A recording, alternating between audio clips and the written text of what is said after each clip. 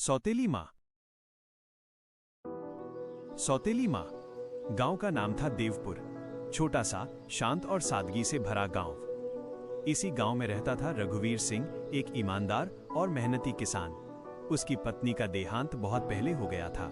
उसके 2 बच्चे थे, बड़ा बेटा अजय और छोटी बेटी काव्या। माँ के बिना बच्चों की परवरिश कठिन होती जा रही थी। घर सूना रहता, बच्चों की आंखों में माँ की कमी साफ झलकती थी।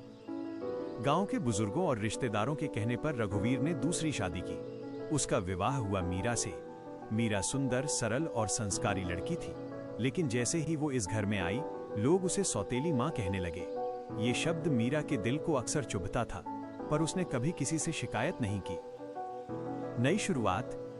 शादी के बाद पहले ही दिन मीरा ने अजय और काव्या को अपने पास बुलाया। प्यार से उनके सिर पर हाथ फेरते हुए बोली, आज से मैं तुम्हारी माँ हूँ। तुम्हारी खुशी ही मेरी खुशी है। अजय उस समय 10 साल का था। वो चुप रहा, उसकी आंखों में संकोच और डर था। काव्या छोटी थी, उसने मीरा का हाथ पकड़ लिया। यह छोटा सा स्पर्श मीरा के लिए किसी आशीर्वाद से कम नहीं था। समाज की सोच। गांव में कई लोग फुसफुसाते, सौतेली माँ है, कब तक प्यार करेगी, देखना बच्चों को सताएगी। मीरा ये सब सुनती थी, पर अपने काम में लगी रहती। सुबह उठकर सबके लिए खाना बनाना, बच्चों को तैयार करना, खेत में रघुवीर का साथ देना उसकी दिनचर्या बन गई थी। एक दिन अजय स्कूल से रोते हुए लौटा। मीरा ने कारण पूछा। अजय बोला, दोस्त कहते हैं सौतेली माँ कभी अपनी नहीं होती। मीरा का दिल भर आया।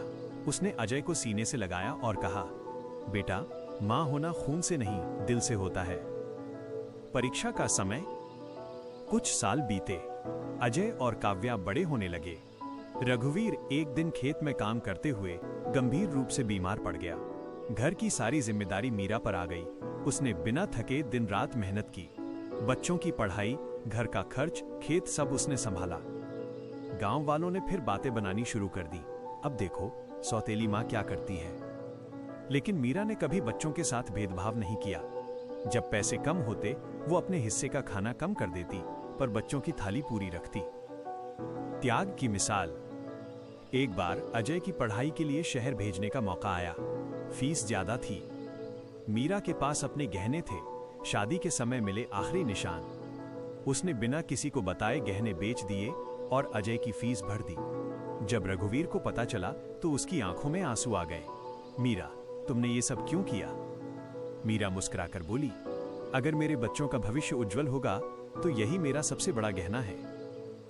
रिश्तों की सच्चाई। समय बीतता गया। अजय पढ़ लिखकर एक अच्छा अफसर बन गया। काव्या भी शिक्षिका बनी। आज वही लोग जो कभी मीरा को ताने देते थे, उसकी तारीफ करते नहीं थकते थे। एक दिन गांव में कार्यक्रम हुआ। मंच पर अजय ने सबके सामने कहा, लोग कहते हैं सौतेली माँ कभी अपनी नहीं होती, पर अगर मेरी माँ मीरा न होती तो आज मैं यहाँ न होता। यह सुनकर मीरा की आंखें नम हो गईं। उसने कभी नाम या सम्मान की चाह नहीं की थी। सच्चा सम्मान। रघुवीर के जाने के बाद भी मीरा बच्चों के साथ रही। अब बच्चे ही उसका सहारा थे। एक दिन काव्या ने माँ को गले लगाकर कहा, माँ, आप हमारे लिए भगवान से कम नहीं। मीरा मुस्कुराई और बोली, बेटा, माँ होना कोई पद नहीं, एक जिम्मेदारी है जिसे प्यार से निभाया जाए। कहानी की सीख। देवपुर में आज भी मीरा की कहानी सुनाई जाती है। लोग अब समझने लगे हैं कि सौतेली माँ शब्द में सौतेला समाज जोड़ता है, माँ नहीं। शिक्षा। माँ का रिश्ता जन्म से नहीं, निस्वार्थ प्रेम, त्याग और अपनापन से बनता है। जो दिल से माँ बन जाए वो कभी सौतेली नहीं होती।